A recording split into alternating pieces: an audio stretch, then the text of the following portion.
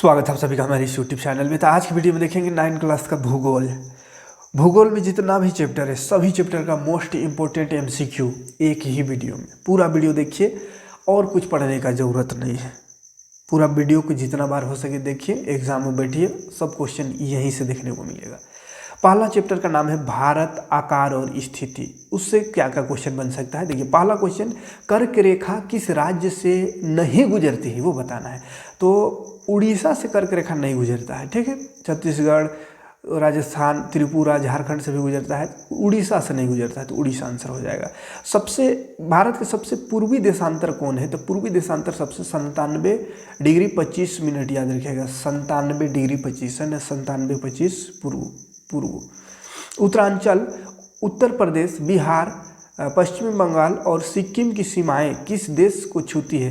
तो ये उत्तरांचल, उत्तर प्रदेश, बिहार, पश्चिम बंगाल ये सब जो है नेपाल को छूता है, ये सब का बॉर्डर है ना नेपाल। अगला क्वेश्चन है, ग्रीष्मावकाश में आप यदि कवरत्ती जाना चाहते हैं तो किस केंद्र शासित क्षेत्र में जाएंगे। तो ये कवरत्ती जो है लक्षद्वीप में है, तो लक्षद्वीप जाएंगे, ठीक है, लक्षद्वीप में है तो लक्षद्वीप जाएंगे। अगला क्वेश्चन है, मेरे मित्र एक ऐसे देश के निवासी है जिस देश की सीमा भारत के साथ नहीं लगती है, आप बताइए वह कौन सा देश है। तो भूटान की सीमा भारत से लगती है, तो यहाँ का नहीं हो सकता। बांग्लादेश का भी लगता है, नेपाल का भी लगता है, लेकिन ताजिकिस्तान का सीमा भारत से नहीं लगता है, तो दूसरा ऑप्शन सही हो जाएगा। अगला क्वेश्चन है 6 नंबर, भारत देश किस गोलार्ध में। तो उत्तरी गोलार्ध में। कौन सा गोलार्ध में। उत्तरी गोलार्ध में। भारत की मानक मयोत्तर कितने डिग्री का माना गया है। तो 82.32 है ना, 82.32 याद रखें। भारतीय भूभाग का कुल क्षेत्रफल लगभग कितना होता है। तो भाग कितना है। तो भारत का जो भूमि का खंड है, भूभाग है, उसका क्षेत्रफल 32.8 लाख वर्ग किलोमीटर है। 32.8 लाख वर्ग किलोमीटर है, ठीक है। कौन सा देश क्षेत्रफल में भारत से बड़ा नहीं है। तो रूस भारत से बड़ा है, ब्राज़ील भी है, ऑस्ट्रिया भी, ऑस्ट्रेलिया भी है। श्रीलंका नहीं है। श्रीलंका देखिए ना, भारत के नीचे तनी को टंगाल रहता है, तो श्रीलंका तनी को है, भारत से छोटा है। कर्क रेखा किस राज्य से गुजरती है। तो कर्क रेखा झारखंड से गुजरती है, ठीक है, झारखंड से। बकिया उड़ीसा, बिहार, मेघालय से नहीं गुजरती है। भारत का क्षेत्रफल विश्व के कुल भौगोलिक क्षेत्रफल का कितना प्रतिशत है। तो 2.4%। पूरी दुनिया का जो भौगोलिक क्षेत्रफल है उसका 2.4% भारत है। अगला क्वेश्चन है, भारत मानक समय IST GMT या यूनिवर्सल टाइम से कितने घंटे आगे या पीछे है। तो 5 घंटा 30 मिनट आगे है यूनिवर्सल टाइम से भारत का टाइम। भारत में सबसे लंबी तट रेखा वाला राज्य है गुजरात। गुजरात में सबसे लंबा तट रेखा है, ठीक है, समुद्र किनारा। इनमें से कौन देश भारतीय उपमहाद्वीप देशों में गिनती में नहीं है, की गिनती में नहीं आता है। तो भारतीय उपमहाद्वीप में चीन नहीं आता है, ठीक है। बाकी बांग्लादेश, पाकिस्तान, भारत ये सब आता है। भारत और श्रीलंका को अलग करने वाला जल संधि, भारत और श्रीलंका को अलग करने वाला जल संधि को पाक जल संधि कहते हैं ना, पाक जल संधि।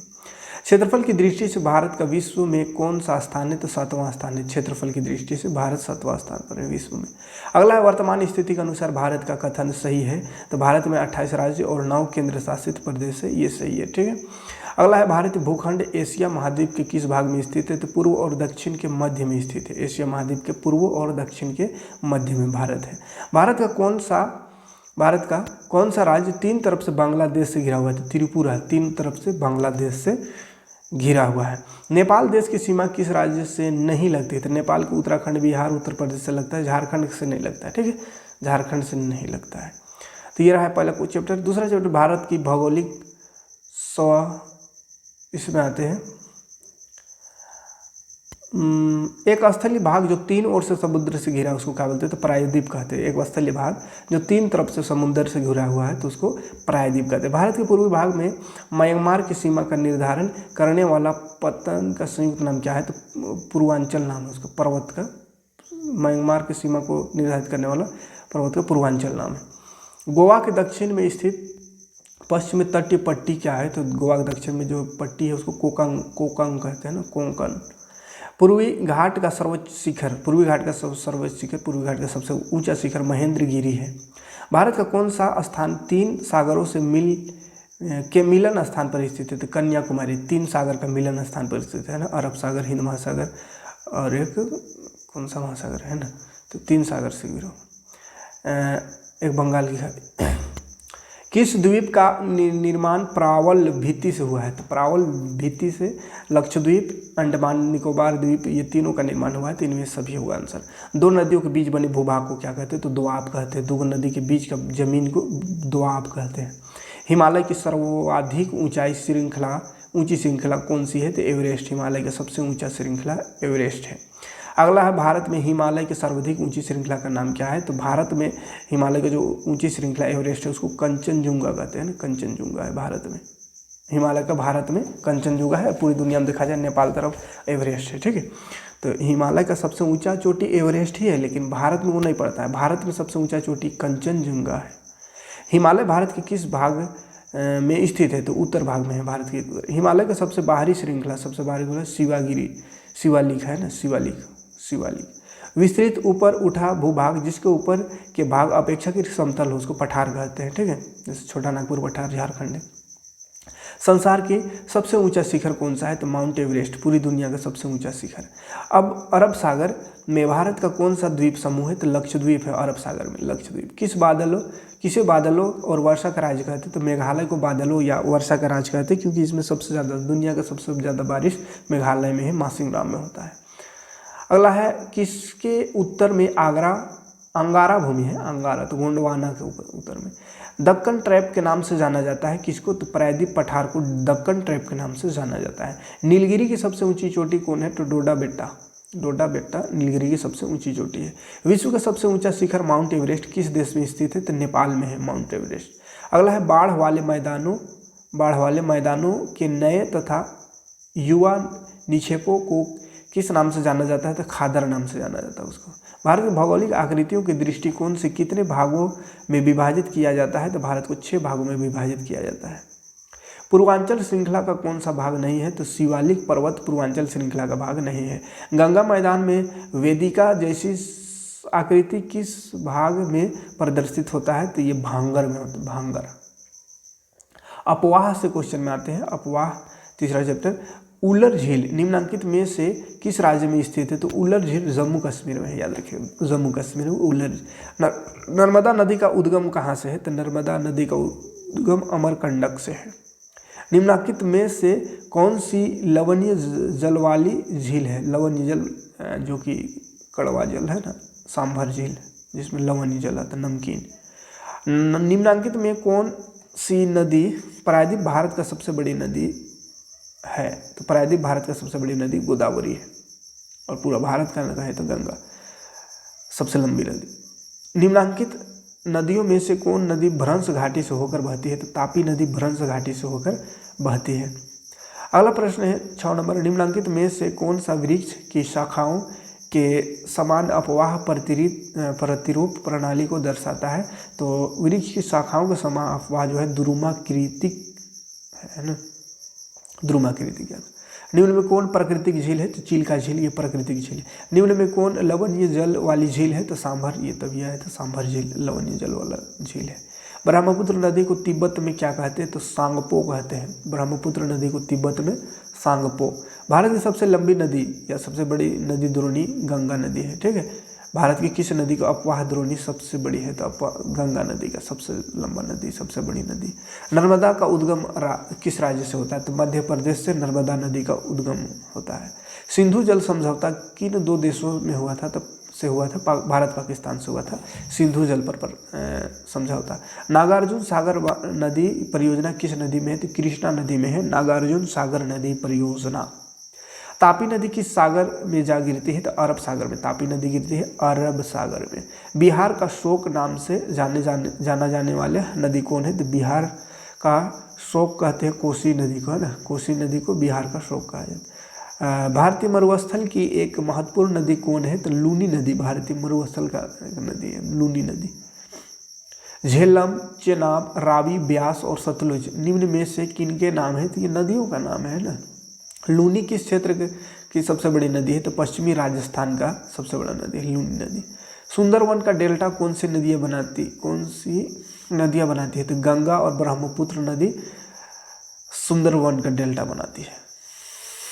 अलकनंदा और भागीरथी कहाँ पर एक दूसरे से मिलकर गंगा नदी का निर्माण करते थे। अलकनंदा और भागीरथी ये दोनों मिलता है, वहीं से गंगा, उसी को कहते हैं गंगा, तो वो देवप्रयाग में दोनों मिलता है। ठीक है। विश्व की सबसे बड़ी अपवाह द्रोणी किस नदी का है? तो गंगा नदी का है। कौन सी नदी अरब सागर में गिरती है? नर्मदा नदी अरब सागर में गिरती है। गंगा नदी का उद्गम स्थान कहाँ से? गंगोत्री से है। डल झील किस राज्य में स्थित है? तो डल झील जम्मू कश्मीर में है। अगला क्वेश्चन है खारे पानी का झील जो भारत में स्थित है, खारे पानी का झील चिल्का झील। कौन सी नदी नेपाल में हिमालय से निकलती है? तो कोसी नदी हिमालय से निकलती है। जलवायु से आते क्वेश्चन चौथा चैप्टर। नीचे दिए गए स्थानों में किस स्थान पर विश्व का सबसे अधिक वर्षा होती है? तो विश्व का सबसे अधिक वर्षा मानसीनराम में होती है ना, मानसीनराम। अगला है ग्रीष्म ऋतु में उत्तरी मैदानों में बहने वाली पवन को निम्नलिखित में से क्या कहा जाता है? तो लू कहा जाता है ना, गर्मी के दिन में जो हवा बहती है उसको लू। निम्नलिखित में से कौन सा कारण भारत के उत्तर पश्चिम भाग में शीत ऋतु के होने वाली वर्षा के लिए उत्तरदायी है? तो शीत ठंडे के दिनों में वर्षा होती है, उसका कारण क्या है? तो पश्चिमी विक्षोभ इसका कारण है, पश्चिमी विक्षोभ। भारत में मानसून का आगमन निम्नलिखित में कब होता है? तो जून के प्रारंभ में मानसून आ जाता है भारत में, है ना, जून में। अब अभी अप्रैल है, अप्रैलों में गर्मी लग रहा है, तो मई जून से तो एक ही महीना गर्मी लगेगा, अब लगता है मई में खाली, अप्रैल में तो ठंडा लग रहा है। निम्नलिखित में से कौन सी भारत में शीत ऋतु की विशेषता है? गर्म दिन एवं ठंडे रातें, है ना, गर्म दिन और ठंडी रातें, ये शीत ऋतु है। भारत की जलवायु किस प्रकार की है? तो उष्णकटिबंधीय जलवायु है भारत की जलवायु उष्णकटिबंधीय है। भारत के मध्य से गुजरने वाली रेखा क्या कहते हैं? तो कर्क रेखा कहते हैं, भारत के बीचों बीच जो गुजरता है। कुल वर्षा जो रबी फसल के लिए महत्वपूर्ण होता है को स्थानीय भाषा में क्या कहते हैं? तो उसको महावट कहते हैं स्थानीय भाषा।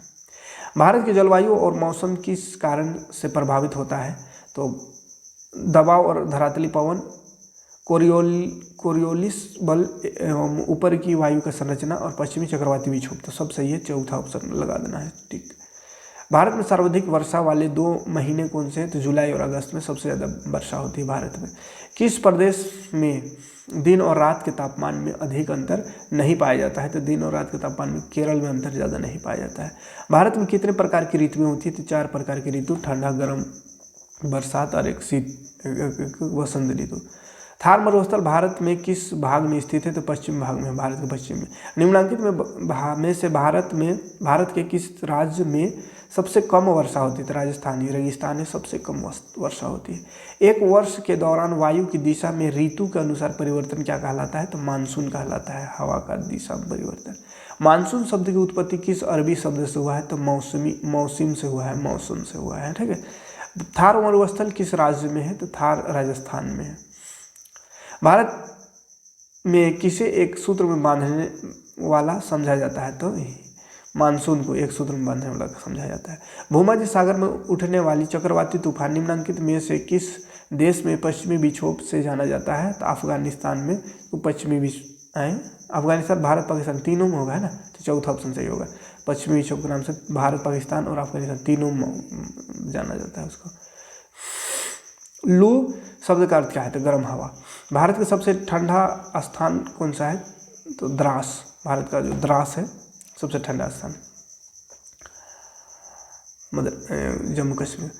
मार्च से मई तक भारत में कौन सी ऋतु होती है? तो मार्च से मई तक ग्रीष्म ऋतु, गर्मी का दिन होता है। लेकिन अभी अप्रैल आ गया, गर्मी नहीं है, ठंडा आ गया, तो मौसम साफ गड़बड़ा गया है, दुनिया गड़बड़ा गया है। तो काल वैशाखी का संबंध किस राज्य से? तो काल वैशाखी के संबंध पश्चिम बंगाल से। केरल और कर्नाटक के तट पर मानसून से पूर्व होने वाली वर्षा को क्या कहते हैं? तो आम्र वर्षा कहते हैं। मानसून से पहले जो केरल कर्नाटक में वर्षा होता है, आम्र वर्षा। समतुल्य जलवायु किन स्थानों में पाई जाती है? तो समुद्र के समीप समतुल्य बराबर जलवायु पाई जाती है। प्राकृतिक वनस्पति तथा वन्य प्राणी से क्वेश्चन आते हैं फटाफट। पहला क्वेश्चन है रबड़ एवं महोगनी का संबंध किस प्रकार की वनस्पति से? तो रबड़ और महोगनी जो है उष्णकटिबंधीय वर्षावन वनस्पति है। सिनकोना के वृक्ष कितने वर्षा वाले क्षेत्र में पाए जाते हैं? तो सिनकोना का वृक्ष 100 सेंटीमीटर वर्षा वाले क्षेत्र में पाए जाते हैं ना, जिससे मलेरिया और इसका दवा बनाया जाता है। मच्छर काटने से और को कौन बीमारी होता है उसका? डेंगू। भारत के कौन से जीवमंडल नीचे विश्व के जीवमंडल नीचयों में लिए गए हैं? नीचे में कहा हो गया, तो इसका आंसर हो गया मन्नार की खाड़ी और नंदा देवी। सिमलीपाल जीवमंडल नीचे कौन से राज्य में स्थित है? तो सिमलीपाल उड़ीसा में है। उड़ीसा में है सिमलीपाल, हाँ उड़ीसा में। किस वन में रॉयल बंगाल टाइगर पाया जाता है? तो मैंग्रोव वन में है ना। तिब्बत जंगली गधे का दूसरा नाम क्या है? तो कियांग है। तिब्बत का जंगली गधा का दूसरा नाम कियांग है। निम्नांकित में कौन सा क्षेत्र जैव आरक्षित नहीं है? तो काजीरंगा ये जैव आरक्षित क्षेत्र नहीं है। अगला निम्नांकित में से कौन सा वृक्ष की शाखाओं के समान अपवाद प्रतिरोध प्रणाली को दर्शाता है? तो द्रुमाकृतिक, ये उस चैप्टर में भी क्वेश्चन था। सुंदरवन किस राज्य में स्थित है? तो पश्चिम बंगाल में। जैव और जीवाणु प्रतिरोधक वनस्पति कौन है? तो नीम जैव और जीवाणु प्रतिरोधक वनस्पति है ना, दवाई बन। एशियाई शेरों का प्राकृतिक वास स्थल गिर राष्ट्रीय उद्यान भारत के किस राज्य में? तो गुजरात में है गिर राष्ट्रीय उद्यान। वह वनस्पति जो कि मूल रूप से भारत है उसे क्या कहते हैं? भारत के है उसको क्या बोलते हैं? तो देशज वनस्पति कहते हैं, जो भारत की ही वनस्पति है। भारत में किन क्षेत्रों में प्रवासी पक्षी पाए जाते हैं? तो आर्द्र भूमि वाले क्षेत्रों में प्रवासी पक्षी पाए जाते हैं ना, जैसे झारखंड में भी प्रवासी पक्षी आते हैं ठंडे के दिनों में, पतराटू डैम, चकला डैम, इस सब में। स्थल और जल में निवास करने वाले प्राणी को क्या कहते हैं? तो उभयचर कहते हैं, जो स्थल और जल दोनों में रहते हैं उसको। मानव हस्तक्षेप या बाधा से सर्वथा मुक्त वनस्पति कहलाता है अक्षत वनस्पति। जिसमें मानव का हस्तक्षेप या बाधा से मुक्त है तो उसको अक्षत वनस्पति कहते हैं। किस राज्य में वनों का क्षेत्रफल सबसे अधिक है? तो नागालैंड में सबसे ज़्यादा जंगल है वे। ज़्यादा वर्षा वाले क्षेत्रों में कम वर्षा वाले क्षेत्रों की तुलना में किस प्रकार का वन पाए जाते हैं? तो सदाबहार वन पाए जाते हैं। निम्नांकित में कौन सा स्थान पक्षी अभयारण्य नहीं है? तो बांदीपुर पक्षी अभयारण्य, राजा जी भी है, रंगनाथुथिथु ये नहीं, ठीक है। तीसरा ऑप्शन। भारत में किस वर्ष वन्य जीव संरक्षण अधिनियम लागू हुआ? तो वन्य जीव संरक्षण 1972 में लागू हुआ। किस वर्ष UNESCO द्वारा जीव मंडल संरक्षण प्रोग्राम प्रारंभ किया गया? तो 1971 में। जनसंख्या से क्वेश्चन में आते हैं। निम्नांकित में से किस क्षेत्र में प्रवास आबादी की संख्या, वितरण एवं संरचना में परिवर्तन लाता है? तो प्रस्थान एवं आगमन दोनों क्षेत्र में। जनसंख्या में बच्चों का एक बहुत बड़ा अनुपात निम्नांकित में से किसका परिणाम है? तो उच्च जन्म दर का परिणाम है ना, बहुत ज़्यादा जन्म हो रहा है उसका परिणाम है। निम्नांकित में से कौन सा एक जनसंख्या वृद्धि का परिणाम दर्शाता है? तो प्रत्येक वर्ष लोगों की संख्या में होने वाली जो वृद्धि है वही जनसंख्या वृद्धि है, ठीक है। 2001 की जनगणना के अनुसार साक्षर व्यक्ति वह है जिसकी उम्र 7 वर्ष है तथा वह किसी भी भाषा को समझ के साथ पढ़ और लिख सकता है, समझ सकता है, पढ़ लिख सकता है। 7 वर्ष की उम्र वाला तो साक्षर व्यक्ति का है, उसको पढ़ा लिखा व्यक्ति। 2011 की जनसंख्या के अनुसार कौन सा राज्य सबसे अधिक जनसंख्या वाला राज्य है? उत्तर प्रदेश है। भारत में कब व्यापक परिवार नियोजन कार्यक्रम चलाया? भारत ने कब व्यापक परिवार नियोजन कार्यक्रम चलाया? तो 1952 में। फिर भी इतना आबादी बढ़ी है। क्षेत्रफल की दृष्टि से भारत का सबसे बड़ा राज्य राजस्थान है। राजस्थान क्षेत्रफल की दृष्टि से, ठीक है, और घनत्व आदमी का आबादी की दृष्टि से उत्तर प्रदेश है। किस राज्य की साक्षरता दर सबसे अधिक है? तो सबसे अधिक पढ़ल लिखल कहाँ है? तो केरल में सबसे अधिक पढ़ल लिखल है ना। 2011 की जनसंख्या के अनुसार लक्षद्वीप की कुल जनसंख्या कितनी थी? तो लक्षद्वीप में 64.4 हजार जनसंख्या थी 2011 के जनगणना के अनुसार। उसके बाद तो जनगणना हुआ है। किशोर साधारणतः किस उम्र सीमा से जुड़ी होती है? तो किशोर साइंस वाला क्वेश्चन है ये। 10 से 19 साल के बच्चे को किशोर कहते हैं। निम्नांकित में से कौन सा आयु वर्ग एक वयस्क को दर्शाता है? तो वयस्क को दर्शाता है 15 से 59 साल तक वयस्क कहते हैं उसको। मार्च 2011 तक भारत की जनसंख्या कितनी थी? तो भारत की जनसंख्या 12,106 लाख थी ना, 12,106 लाख। भारत में सबसे कम जनसंख्या वाला राज्य कौन सा है? तो सिक्किम सबसे कम जनसंख्या वाला राज्य है। भारत की जनगणना कितने वर्षों के अंतराल पर होता है? तो 10 वर्षों के अंतराल पर होता है, लेकिन अब 13 साल हो जा रहा है भारत, काहे को नहीं हो रहा जनसंख्या। आंतरिक प्रवास का उदाहरण निम्न में कौन है? तो देश के अंदर, आंतरिक प्रवास माने देश के अंदर होता है। 2011 में भारत का जनसंख्या घनत्व क्या था? तो 382 व्यक्ति प्रति वर्ग किलोमीटर। मैंने अगर पूरा भारत की जनसंख्या को पूरा भारत में ऐसा फैला दिया जाए तो 382 आदमी 1 किलोमीटर में रहेंगे, ऐसा था। 2011 की जनगणना के अनुसार बिहार का जनसंख्या घनत्व कितना था? तो बिहार में 1202 व्यक्ति प्रति किलोमीटर, 1 किलोमीटर में 1202 व्यक्ति 2011 के अनुसार। अब तो 2000 हो गया होगा। राष्ट्रीय जनसंख्या नीति कब बनी? तो 2000 में बनी थी। विश्व में जनसंख्या की दृष्टि से भारत का स्थान क्या है? तो जनसंख्या की दृष्टि से दूसरा स्थान है, पहला चीन है। केरल राज्य का लिंगानुपात क्या है? तो 1000 पुरुष पर 1058 गो महिला है, माने महिला ज़्यादा है पुरुष कम है केरल। 2001 की जनगणना के अनुसार भारत में लिंग अनुपात क्या है? तो 1000 पुरुष पर 933 महिला है, माने महिला पूरा कम है भारत में देखा जाए। 2001 के अनुसार 1000 पुरुष है तो 399 महिला, माने कम है। जल्दी शादी ब्याह कर लेना चाहिए, नहीं तो मिलबो नहीं करेगी। तो चलिए ख़त्म हो गया। गड़बड़ है तबीयत थोड़ा सा। भूगोल पूरा ख़त्म है, एक दो बार रिवाइज कर लीजिएगा, यहीं से क्वेश्चन देखने को मिलेगा। ठीक है, मिलते हैं नेक्स्ट वीडियो में। नागरिक अर्थशास्त्र सब लेकर आएंगे।